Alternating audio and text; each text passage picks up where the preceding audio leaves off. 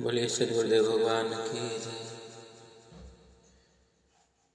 जीना आए जीना चलो, मनव त्याग संयोग, क्रम सूक्ष्म हो रहो, अग्रगमन गतियो,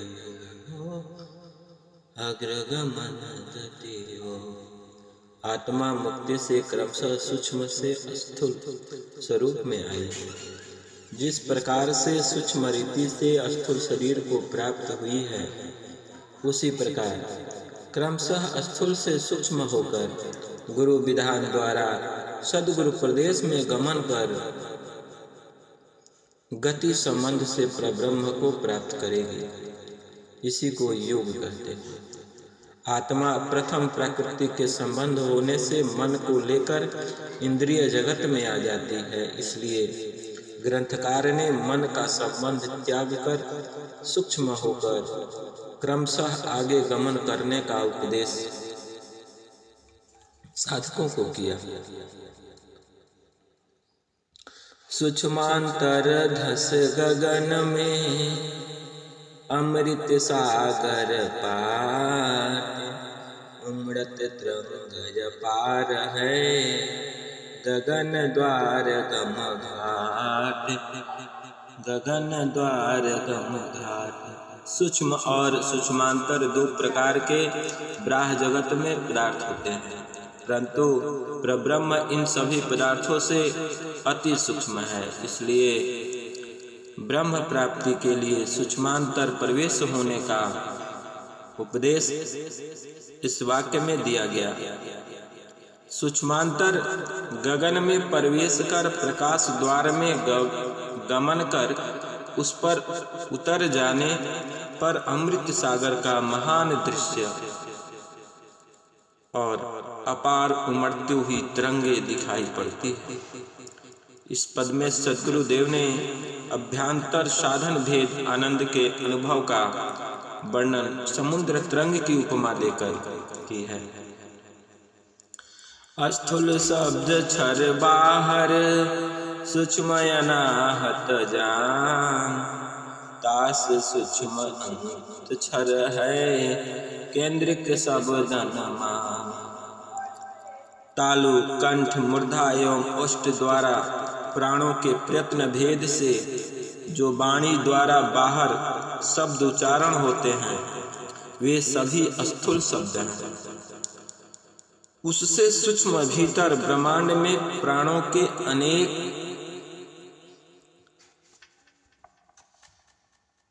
अनेक संघर्ष से शब्द उठते हैं और उनको अनाहत कहते हैं। वे बाहरी बैखरी से सूक्ष्म शब्द हैं और उनसे भी सूक्ष्म अंतरक्षर अर्थात ब्रह्मांड केंद्रिक पांचों शब्द हैं। और इससे क्षर शब्द की सूक्ष्मता का वर्णन इस पद में किया गया। केंद्रिक पांचों शब्द भी क्रमशः सूक्ष्म होए, बोलता ही से सूक्ष्म है, बाहर अक्षर सोए। अनहद से सूक्ष्म ब्रह्मांडी केंद्रिक पांचों शब्द हैं और वे भी शब्द क्रमशः उत्तरोत्तर सूक्ष्म हैं, अर्थात निरंजन, ओंकार, सोहम, शक्ति एवं निरंकार। ये ब्रह्मांडी पांच शब्द कर्म गति से उत्तरोत्तर सूक्ष्म है और इनसे भी सूक्ष्म बोल है जो बाहर अक्षर है। संत मत की परिभाषा में बोल को भी अक्षर कहते हैं। इस दोहे में ग्रंथकार ने अक्षर को बोल कहकर संबोधित किया। अक्षर से भी सूक्ष्म है, नियाक्षर पर ध्यान, क्षर अक्षर में व्याप्त है, पूर्ण पुरुष महान। एक पाद जगत में व्यापक अक्षर ब्रह्म से सूक्ष्म निहितत्व निअक्षर पूर्ण पुरुष सूक्ष्म है और क्षर अक्षर इन दोनों से ओत प्रोत सर्वत्र व्यापक है। क्षर अक्षर का आधार सर्वशक्तिमान जग नियंता परब्रह्म। क्षर अक्षर से सूक्ष्म है, सहज अखंड अपार। सार शब्द अनुभव गजे, अंतर्भू संसार। सार शब्द अनुभव गजे, अंतर्भू संसार। क्षर अक्षर से सूक्ष्म, नित्य, अखंड एवं असीम सार शब्द चराचर समस्त जगत के अंदर प्रत्यक्ष अनुभव हो रहा।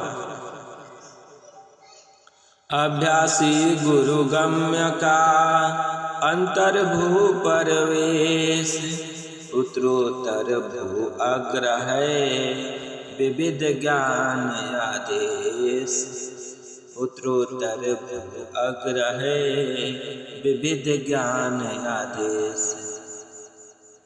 सद्गुरु नियम आदेश के अनुसार विहंगम योग का अभ्यासी संत योग कला के द्वारा योग की अंतर्भूमि में प्रवेश करके क्रमशः ऊंची भूमि को प्राप्त करता हुआ आगे जाकर अपने लक्ष्य को प्राप्त करता है और विविध ज्ञानों का उपार्जन कर योग साधना के महान पुरुषार्थ द्वारा अपने महान लक्ष्य की प्राप्ति के लिए तत्पर रहता है।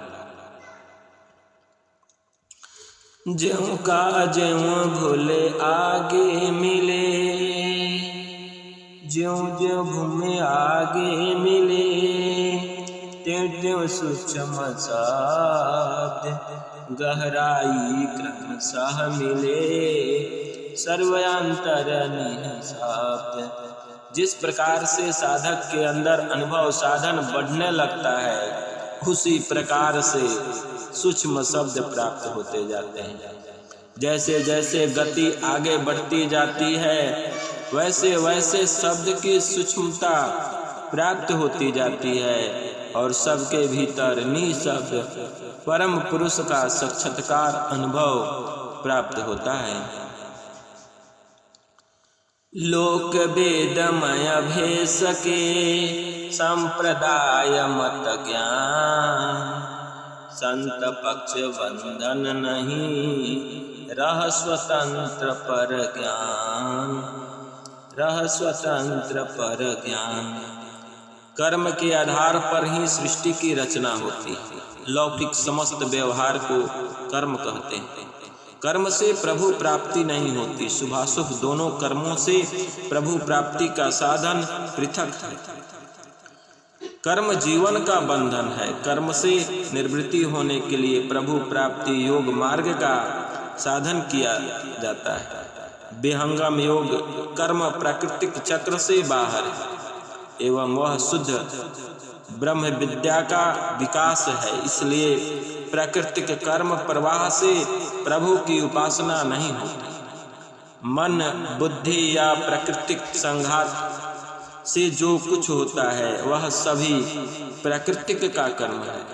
प्राकृतिक मंडल से उपरम होकर ही प्रभु की भक्ति होती है। मन इंद्रिया जगत में रहकर प्रभु की उपासना नहीं होती, बल्कि वह जीव का कर्म होता है। ये तो प्रभु इन कर्मों के साधन से प्राप्त नहीं होते। वेद के अंदर योग की 5 भूमियां का वर्णन है। वैदिक अनुभव तत्व योग समाधि में प्रकट होता है। आत्मा के अंदर ज्ञान प्रकट होने की अनेक धाराएं हैं। वैदिक ऋचाएं योग की भिन्न भिन्न भूमियों से प्रकट हुई है। वेद के अंदर वाचक ज्ञान नहीं बल्कि अनुभव साधन प्रणाली का वर्णन किया गया है। वेद भी ब्रह्म विद्या संत मत की महिमा गाते हैं। इसलिए केवल वाचक ज्ञान के आधार पर जो अपने में संतुष्ट हैं, चारों वेद पढ़ने के पश्चात भी सद्गुरु साधन रहस्य अनुभव तत्वों से हीन हैं, ऐसे बोध हीन निगुरे वेदापठी ब्रह्म विद्या तत्व ज्ञान के अप्रोक्ष अनुभव साधन से रहित हैं। यही कारण है कि वेदों की भी अपरा विद्या के अंदर गणना की गई। यदि वेद के पढ़ने से ही पूर्ण ज्ञान की प्राप्ति होती, तब वेदों को अपराविद्या में गणना कर ब्रह्म की प्राप्ति के लिए प्राविद्या की आवश्यकता क्यों बतलाई गई? इसलिए मंत्र वेद वेदांग के जान लेने से ही आध्यात्मिक विकास नहीं हो सकता, न जीवन में पूर्ण ज्ञान की प्राप्ति होती। प्राचीन काल में वेद वेदांग के पूर्ण ज्ञाता होने पर भी ऋषिजन अधिकारी समित पाणी होकर प्राविद्या के बोध के लिए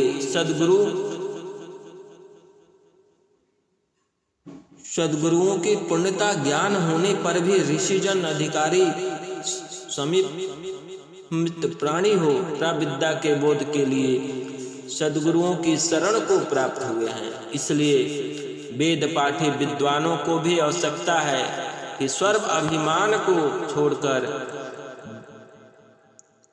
अधिकारी बन ब्रह्म विद्या के आचार्य सद्गुरु की खोज करें और अपने आत्मिक उत्थान प्रभु प्राप्ति के लिए प्रभु की उपासना करें। प्रभु की उपासना कैसे होती है? यह ब्रह्म विद्या का रहस्य तत्व ज्ञान है। कली प्रचलित सभी संप्रदायों का प्रादुर्भाव 5000 वर्ष के भीतर ही हुआ है। भिन्न भिन्न प्रकार के विचारों को लेकर संप्रदाय आचार्यों ने अपने मत का विस्तार किया। जब देश के अंदर आध्यात्मिक तत्व ज्ञान योग विद्या का ह्रास हो गया, तब अंधकार के युग में इन संप्रदायों की रचना हुई। जब तक देश के अंदर अनुभव साधन था, कोई संप्रदाय नहीं था। देश के आध्यात्मिक पतन से ही सारे संसार में भिन्न भिन्न प्रकार के विचारों का उद्भव हुआ। जब विद्वान जन अनुभव साधन से रहित होकर केवल बुद्धि विमर्श के द्वारा ब्राह् जीव या प्रकृति का निरूपण करने लगे, तब अनेक विचार अनेक मस्तिष्क में तर्क या अपनी स्वतंत्र बुद्धि के अनुसार प्रकट हुए। वे ही विचार अनेक मतांतरों की स्थापना के कारण हुए। इसलिए बुद्धिवाद द्वारा प्रकट हुए इन संप्रदायों में ब्रह्म विद्या के वास्तविक रहस्य का पता तक नहीं चल सका। इसलिए ईश्वर वेद की ब्रह्म विद्या किसी मत संप्रदाय की वस्तु नहीं, बल्कि प्राचीन काल से चली हुई वैदिक मंत्र दृष्टा ऋषि की ज्ञान धारा है। ब्रह्म विद्या सृष्टि के प्रारंभ से ही नित्य अनादि सद्गुरु द्वारा प्रकट होती है, और उस पथ पर जिन्हें अनादि सद्गुरु की प्राप्ति हो जाती है, वे सभी ब्रह्मनिष्ठ महर्षि जन अध्यात्म तत्व के प्रकाश में अपने जीवन को ले चलते हैं और अमर शांति को प्राप्त करते हैं। इसलिए इस दोहे में पक्षपातपूर्ण अनेक मत संप्रदाय से भिन्न संत मत अर्थात ब्रह्म विद्या का उल्लेख किया गया। ब्रह्म विद्या किसी मत संप्रदाय की वस्तु नहीं, बल्कि सद्गुरु के विमल प्रकाश में चलने वाली सारे देह संघात से पृथक चिन्मय स्वरूप से परमानंद प्राप्ति की एकमात्र स्वतंत्र साधन है। ब्रह्म विद्या का उत्कृष्ट ज्ञान सब संप्रदायों से अलग एवं स्वतंत्र है। इसका विकास सद्गुरु के प्रकाश में अनुभव द्वारा होता है। सद्गुरु व्यक्ति विधान से सुषमन समगति होय, सहज योग अभ्यास है सब अगन पर सोय। सहज योग अभ्यास है सब योगन पर सोय। सद्गुरु की विक्ति और उनके नियम आदेश के अनुसार सुषुम्ना की गति एक रूप से चलने लगती है, और सुषुम्ना हो जाने पर उसका प्रवाह निस्दिन योगियों में हुआ रहता है। हठ योगी चिरकाल तक प्राणायाम कुंभक करके सुषुम्ना की गति में अपने प्राण को स्थिर करता है। सुषुम्ना होने पर ही प्राण स्थित होंगे एवं प्राण की स्थिर होने पर ही उसका प्रवाह लगातार एक रूप से चलेगा। यह अनुभव युक्ति सद्गुरु द्वारा प्राप्त होती है और विशेष पदाधिकारी हो सद्गुरु स्वयं सुषुम्ना प्रवाह कर उसकी आत्मा में अपना समस्त ज्ञान और बल प्रकट कर देते हैं।